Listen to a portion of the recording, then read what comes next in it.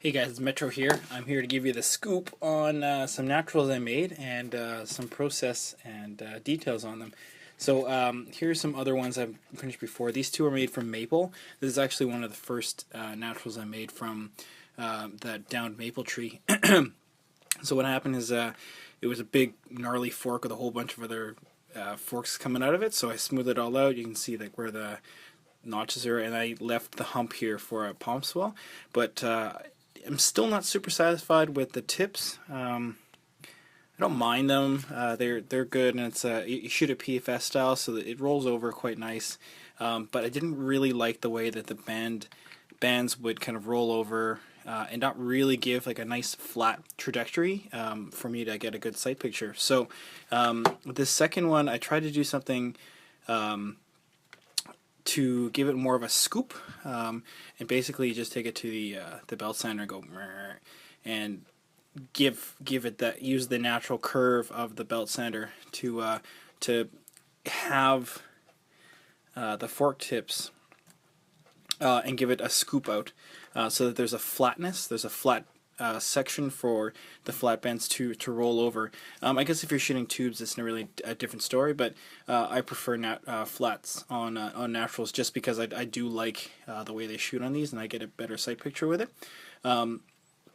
So that's kind of how I shelved naturals away for a little while because I was developing some other stuff, but I recently had a couple trees come down off my property, and one of them was an apple tree, and this little guy was had a rough cut like here with chainsaw, and I was like, oh, I was really disappointed because the fork actually was like out to here on this side, but it was just a nubbin on this side. So I decided to make it a PFS and then return to the same idea as this one, but take it with a scoop.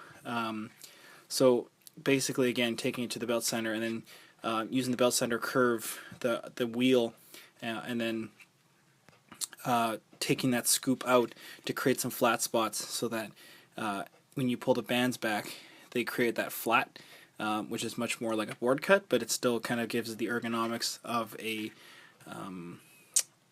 natural. So I feel that's a good evolution of it so far. I actually took another scoop out here, which is again kind of taken from this this design here, so you can really get your fingers in there, so that whole thing, and then give your finger and thumb brace for a PFS shot. I shoot this like a PFS too, even though there's a pincher here, so it's kind of fun. But this is another one I made this afternoon.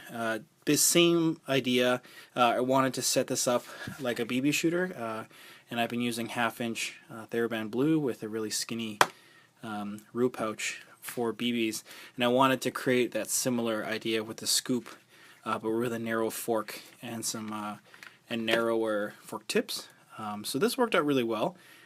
This is from the same apple tree, and you're thinking, well, that's awfully thin, but actually it's not too bad. It's still about 9 millimeters thick, which is plenty strong, and I'm only using TheraBand blue in this, so it's not like it's going to be a lot. But yeah, again, this is going to be the same thing. The scoop out doesn't really affect where my fingers go. I try and hit it so that my middle finger contacts the upper portion of the scoop, so that it doesn't actually affect the ergonomics, but it does affect and improve the way that bands roll over the edge. So I like to call this the scoop. I think that's the best way of describing it, because there's a scoop.